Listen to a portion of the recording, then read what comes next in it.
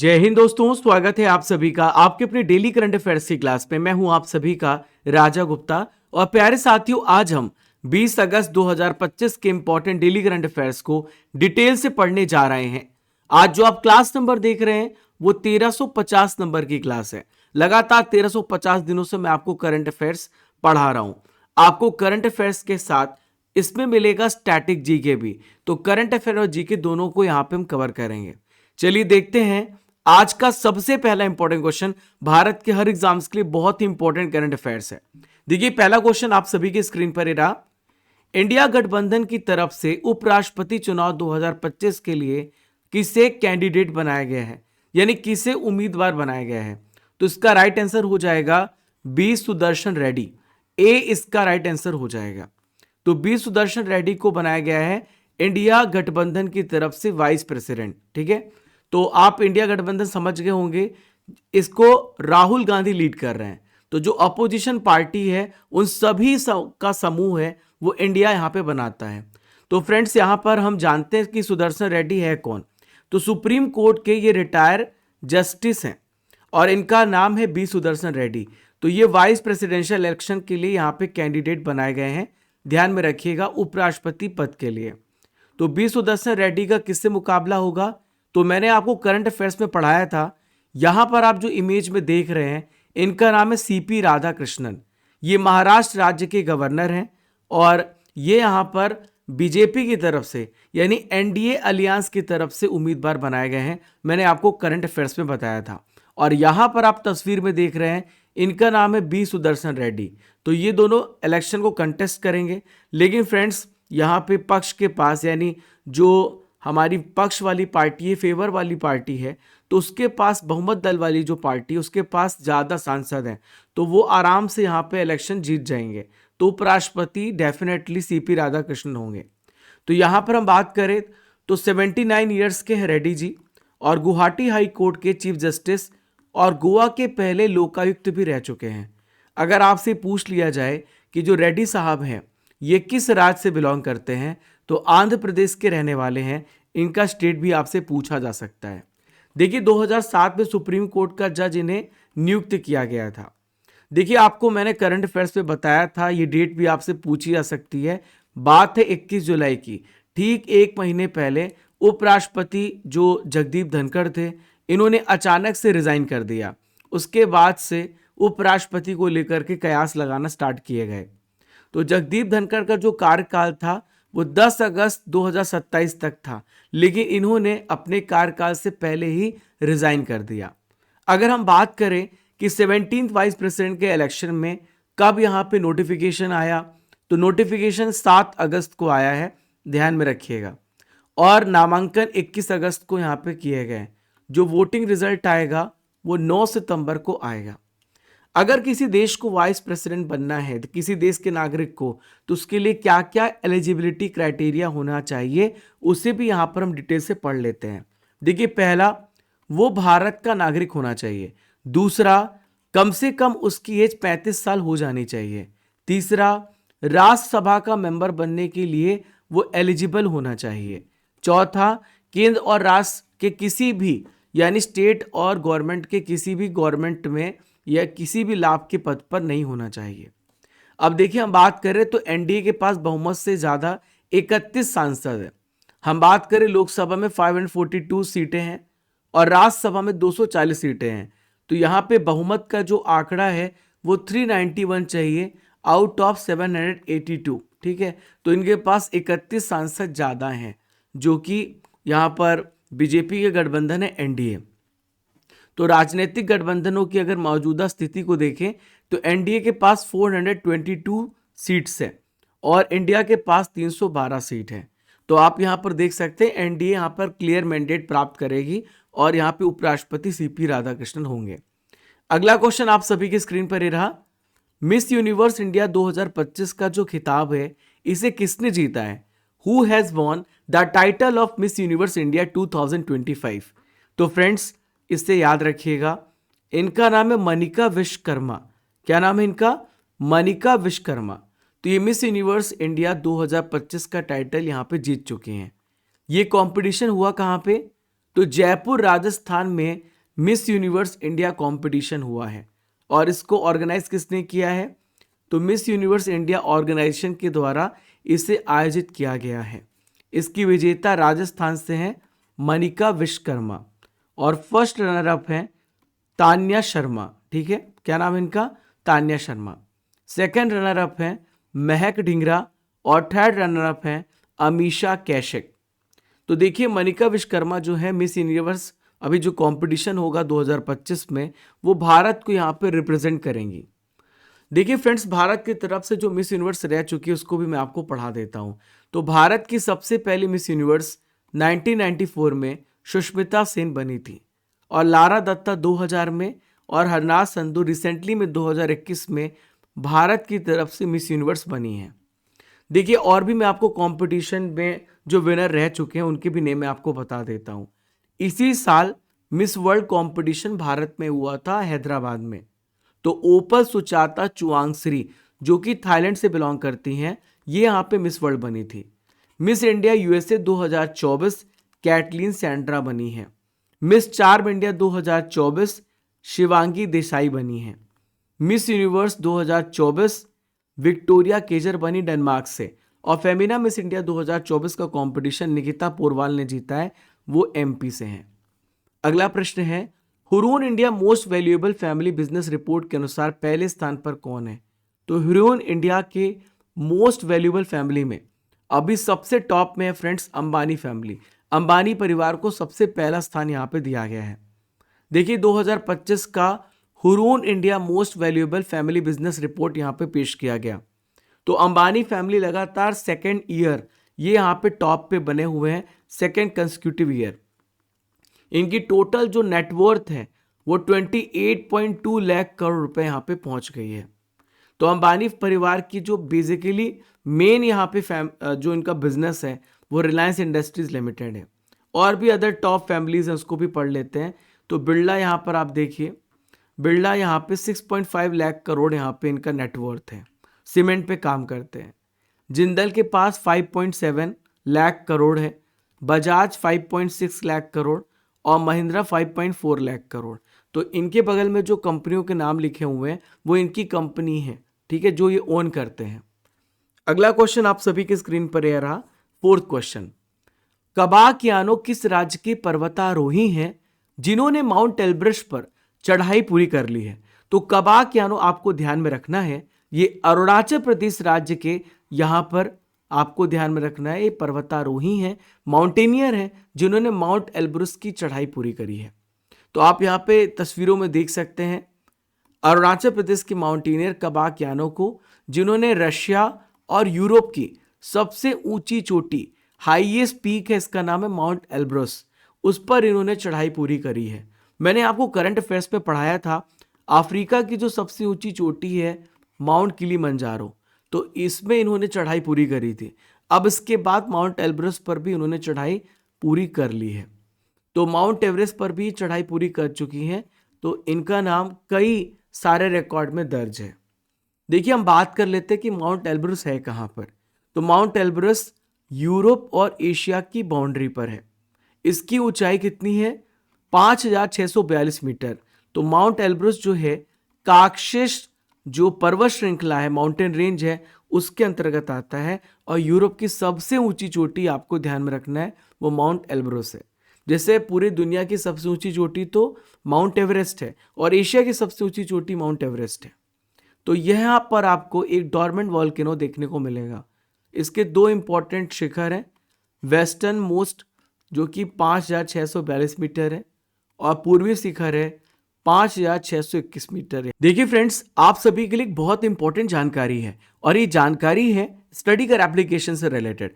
तो आप सभी स्टडीगर एप्लीकेशन को डाउनलोड कर लीजिएगा, जहां पर आपको इस क्लास की पीडीएफ मिल जाएगी और यहीं पर इस क्लास के टेस्ट को भी लगाइए, जहां पर आपकी रैंक भी पता चलेगी कि आपकी रैंकिंग कैसी चल रही है। तो आप अच्छा कॉम्पीट भी करेंगे। और यहाँ पे डेली जो है हमारी एक एक पेज की बुक्स का यहाँ पे टेस्ट भी चल रहा है।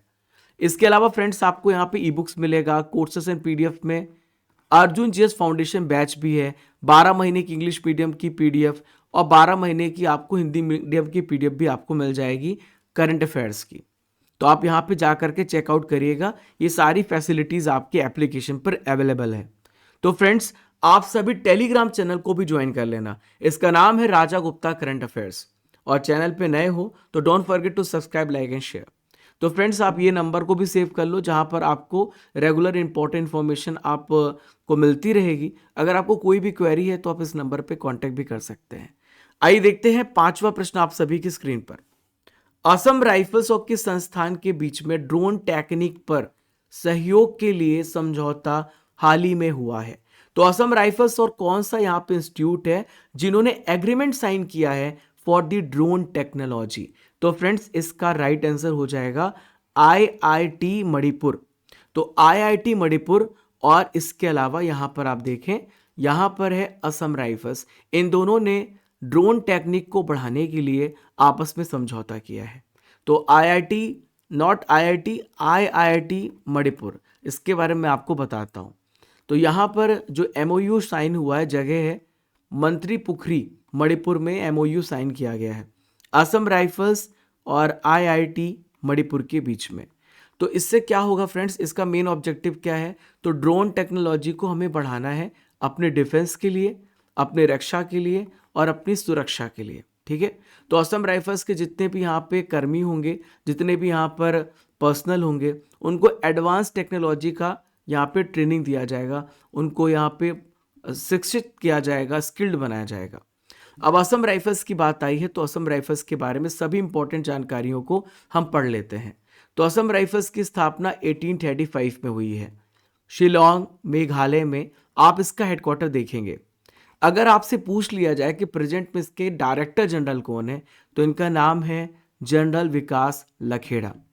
देखिए, यहाँ पे हम बात करें तो असम राइफल जो है ये भारत म्यांमार की सीमा पर निगरानी करता है। ये भी क्वेश्चन बहुत इंपॉर्टेंट है। इनको कहा जाता है पूर्वोत्तर का प्रहरी और पहाड़ी लोगों का मित्र कहा जाता है। देखिए फ्रेंड्स, हम बात कर लेते हैं यहाँ पे आईआईटी मणिपुर के बारे में। तो आईआईटी मणिपुर जो है, इसे बोलते हैं Indian institute of information technology, जो आपको मणिपुर में देखने को मिलेगा।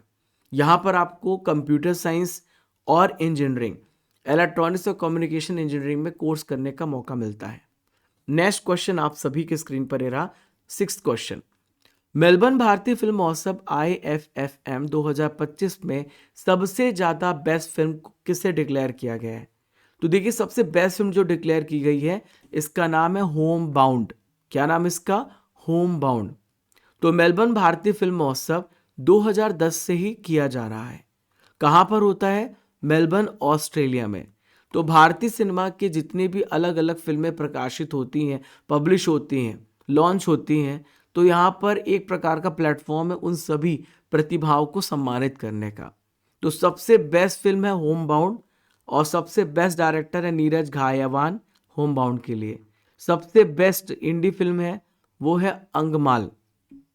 सबसे बेस्ट एक्टर हैं Abhishek Bachchan I want to talk के लिए। सबसे बेस्ट एक्ट्रेस हैं गीता कैलसम, वो है यहाँ पे मूवी अंगमाल के लिए। बेस्ट वेब सीरीज है ब्लैक वारंट। सबसे बेस्ट अभिनेता सीरीज में जयदीप अहलावत को चुना गया है पाताल लोक सीजन 2 के लिए। सबसे बेस्ट एक्ट्रेस सीरीज में निमिषा साजियान है डब्बा कौटल के लिए। 2025 के कुछ इंपॉर्टेंट अवार्ड्स है, उसको भी मैं आपको पढ़ा देता हूं ताकि पुराने अवार्ड्स भी आपके रिवाइज हो जाएं। तो नेशनल फिल्म अवार्ड में बेस्ट फिल्म बनी है 12th फेल। ऑस्कर अवार्ड में अनोरा ने 5 अवार्ड जीते हैं। बाफ्टा अवार्ड्स, जो कि ब्रिटेन के द्वारा दिया जाता है, कॉन्क्लेव में यहाँ पे बाजी मारी है। और आईफा अवार्ड्स 2025 में लापता लेडीज ने यहाँ पे बाजी मारी है, लापता लेडीज। अगला क्वेश्चन है, सिनेमा महोत्सव 2025 का आयोजन कहां पर किया जा रहा है? Where is Indian cinema festival 2025 is being held? तो सिनेमा महोत्सव फ्रेंड्स, आपको ध्यान में रखना है, ये श्रीलंका में हो रहा है। कहां पे हो रहा है? श्रीलंका में। तो देखिए, जगह आपको ध्यान में रखना है, ईस्टर्न यूनिवर्सिटी श्रीलंका। तो 18 से लेके 23 अगस्त के बीच में इसका आयोजन किया जा रहा है।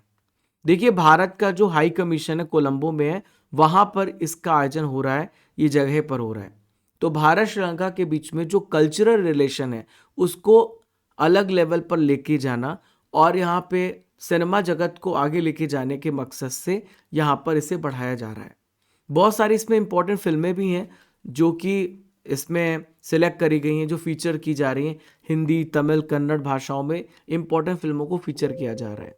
अगला क्वेश्चन है, ट्विटर के पूर्व सीईओ पराग अग्रवाल ने अपने एआई स्टार्टअप का क्या नाम रखा है? देखिए, ट्विटर के जो सीईओ पराग अग्रवाल, तो एलॉन मस्क ने इनको हटा दिया था जैसे इन्होंने ट्विटर के सीईओ का पद संभाला था। तो ये यहाँ पर उसके बाद से लगातार अपनी खुद की पैरेलल पे काम कर रहे थे। तो ये नया एआई स्टार्टअप पैरेलल पे वर्क कर रहे थे और इन्होंने अभी रिसेंटली में से लॉन्च किया है। तो आप यहाँ पे तस्वीरों में देख सकते हैं, ये है ट्विटर के पूर्व सीईओ पराग अग्रवाल। तो पैरेलल नाम का इन्होंने एआई स्टार्टअप यहाँ पे लॉन्च किया है।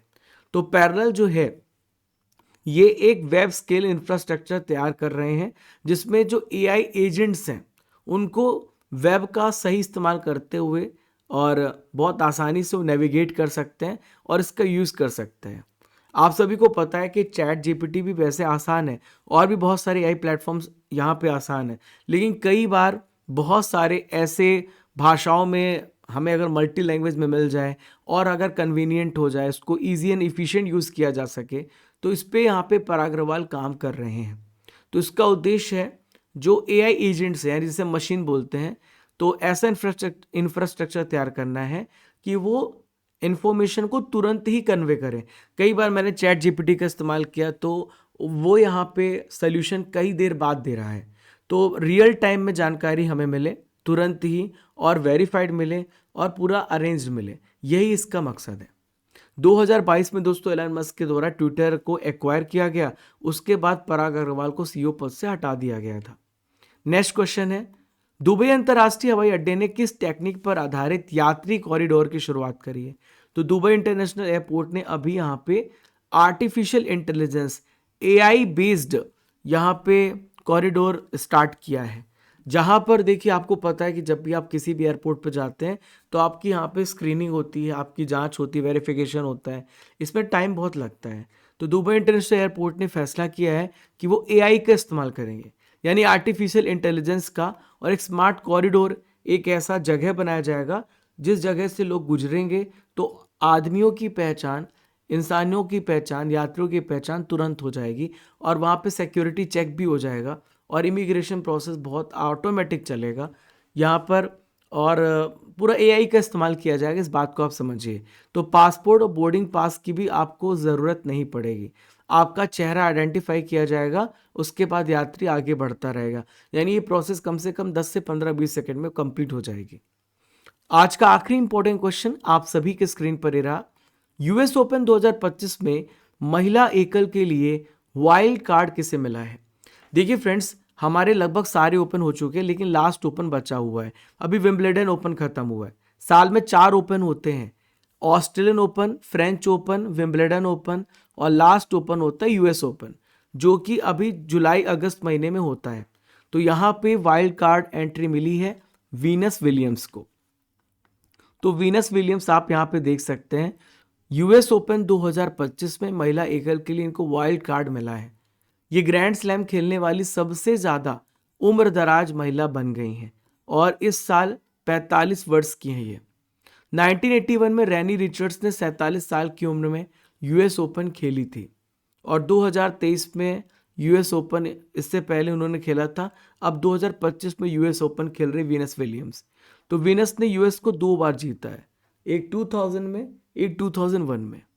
यूएस ओपन की हम बात करें तो 1881 में स्टार्ट हुआ है।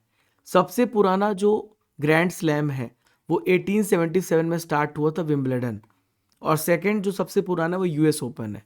किस कोर्ट पे खेला जाता है? हार्ड कोर्ट पे खेला जाता है और साल का सबसे आखिरी ग्रैंड स्लैम होता है।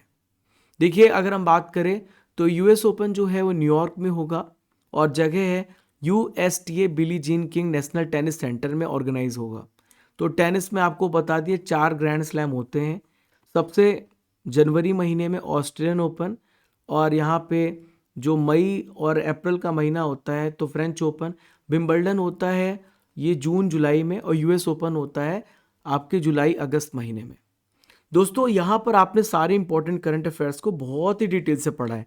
अब बारी यहाँ पे ट्रिपल आर की है। जहां पर आपको ट्रिपल आर में मैं बहुत सारे इंपॉर्टेंट करंट अफेयर्स को रिवाइज कराऊंगा। तो आइए देखते हैं, जूनियर राष्ट्रीय रग्बी 7S चैंपियनशिप 2025 में अंडर 18 बालक वर्ग का खिताब किसने जीता है? तो बिहार ने इसको यहां पे जीता है। लुंगफुन रोपोई किस राज्य में है जिसे भारतीय पुरातत्व सर्वेक्षण ने राष्ट्रीय महत्व का स्मारक घोषित किया है? तो आपको मिजोरम राज्य में देखने को मिलेगा। G20 वित्त मंत्री और केंद्रीय बैंक प्रमुखों की बैठक कहां पे ऑर्गेनाइज की गई है? तो कहां पे हुआ है? साउथ अफ्रीका में हुआ है। किस देश ने द रेजिस्टेंस फ्रंट TRF को आतंकी संगठन घोषित किया है? तो अमेरिका ने इसे आतंकी संगठन घोषित किया है। 56 नंबर के भारतीय अंतर्राष्ट्रीय फिल्म महोत्सव 2025 ये कहां पे ऑर्गेनाइज किए जा चुके हैं? तो गोवा में नहीं किए जाएंगे, तो गोवा में होंगे। दोस्तों कल था 19 अगस्त और 19 अगस्त के जितने भी इंपॉर्टेंट करंट अफेयर्स थे वो सारे करंट अफेयर्स मैं आपको पढ़ाने वाला हूं, रिवीजन करने वाला हूं। तो शुक्र ग्रह के लिए वेनेराडा मिशन कौन सा देश लॉन्च करेगा? तो यहाँ पे फ्रेंड्स बहुत इंपॉर्टेंट है, वेरी वेरी इंपॉर्टेंट। तो इसे यहाँ पे रशिया लॉन्च करेगा। 12 नंबर के एशिया कप पुरुष हॉकी 2025 का आयोजन किस राज्य में किया जाएगा? तो बिहार राज्य में होगा ये। अंकिता ध्यानी ने grand slam Jerusalem athletics meet में कौन सा मेडल जीता है? तो इन्होंने गोल्ड मेडल जीता है। भारत का पूरी तरीके से महिला स्वच्छ स्ट्रीट फूड मॉली ये कहां पे स्थापित किया गया है? तो मुंबई में इसकी स्थापना हुई है। इंग्लैंड और वेल्स की सबसे कम उम्र की यंगेस्ट सॉलिसिटर कौन बनी? इनका क्या नाम है? तो कृषांगी मेश्राम नाम है। वांग यी किस देश के फॉरेन मिनिस्टर हैं जो भारत की यात्रा पर आए हुए हैं? तो चाइना के ये विदेश मंत्री हैं जो भारत की यात्रा पर आए हैं। तीसरी आयुर्वेद संगोष्ठी 2025 का आयोजन कहां पर किया गया है? तो फ्रेंड्स ये कहां पर इसका आयोजन हुआ है? न्यू दिल्ली में।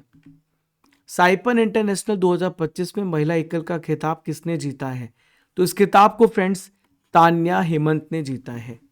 सालिया समन किस देश के क्रिकेटर थे जिन्हें 5 साल पर बैन लगाया गया है? तो श्रीलंका के क्रिकेटर थे जिन पे 5 साल का बैन लगा है। प्राइम मिनिस्टर मोदी ने दिल्ली के किस स्थान पे 2 राष्ट्रीय राजमार्ग का उद्घाटन किया है? तो ये द्वारका में किया है। देखिए फ्रेंड्स नेक्स्ट है, फॉक्सकॉन के बेंगलुरु प्लांट में किसका उत्पादन शुरू हुआ है? आईफोन 17 का। तो हाल ही में टाटा सन्स के डायरेक्टर कौन बनाया गया? इनका क्या नाम है? तो इनका नाम है नोएल एन टाटा।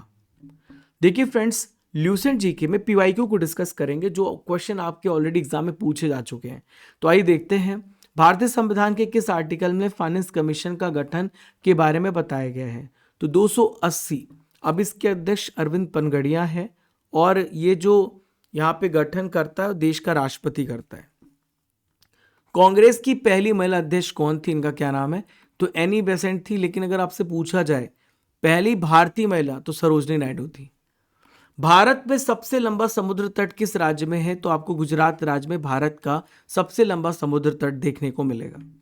आज का सवाल है, इंडिया गठबंधन की तरफ से उपराष्ट्रपति 2025 के लिए उम्मीदवार किसे बनाया गया है? इस प्रश्न का उत्तर आपको कमेंट बॉक्स पे देना है। आपको यहाँ पे एक तस्वीर दिख रही है, आपको पहचान करना है ये तस्वीर किस व्यक्ति की है पिक्चर ऑफ द डे में। तो फ्रेंड्स आप सभी अर्जुन जेस फाउंडेशन बैच को आज ही ज्वाइन कीजिए, जहां पर आपको मैं 11 विषय पढ़ा रहा हूं केवल 599 में। आपको कूपन कोड यूज करना आज़ादी 400, जहां पर आपको 3 साल की वैलिडिटी के साथ आपको ये बैच मिलेगा। NCERT medieval modern history, geography में इंडियन फिजिकल वर्ल्ड ज्योग्राफी और बायोकेमिस्ट्री और यहाँ पर आपका फिजिक्स इकोनॉमिक्स। तो 100 स्टूडेंट्स के लिए ऑफर है 599 में, और recorded video, PYQ discussion, Sunday free test, ये सब कुछ मिलेगा। आप इस नंबर पे कांटेक्ट भी कर सकते हैं अगर आपको कोई भी हेल्प चाहिए। दोस्तों ये सारे विषय 7 से 8 महीने में कंप्लीट होंगे। टाइमिंग होगी 1 to 2 PM, 5 to 6 PM, और आपको एप्लीकेशन डाउनलोड करना है। एप्लीकेशन डाउनलोड करने के बाद आप कोर्सेज एंड PDF में चले जाइएगा और यहाँ पर आपको कोर्सेज एंड PDF मिलेगा। अर्जुन जेस फाउंडेशन बैच पे क्लिक करिएगा जहाँ पर आप एनरोल कर सकते हैं। यहीं पे आपके बिहार जीके, वर्ल्ड जीके की PDF भी है, टेस्ट सीरीज है, ई बुक्स हैं, कोर्सेस हैं। और फ्रेंड्स आप ये बुक ऑर्डर कर सकते हैं अमेजन और फ्लिपकार्ट से, जो कि आप यहाँ से ऑर्डर करेंगे। 4000 प्लस टेस्ट आपको टेस्ट पास में मिलेंगे। और फ्रेंड्स 2024-2025 का 12 महीने का पैकेज में मिलेगा। 6 महीने की ई बुक भी आप यहाँ से डाउनलोड कर सकते हैं 200 MCQ के साथ।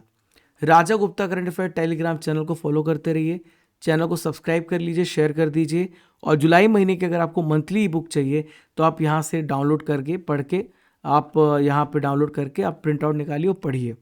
1000 static PDF, 1000 current affair PDF, हर एक टॉपिक की पीडीएफ भी हमारे एप्लीकेशन पर अवेलेबल है। जा करके चेकआउट करिएगा और अपनी तैयारी को पक्का करिए। तो फ्रेंड्स, मिलते हैं अगले इंपॉर्टेंट टॉपिक में 10 मिनट किंग सीरीज में। तब तक के लिए आप सभी को जय हिंद, जय भारत, खुश रहिए, मुस्कुराते रहिए।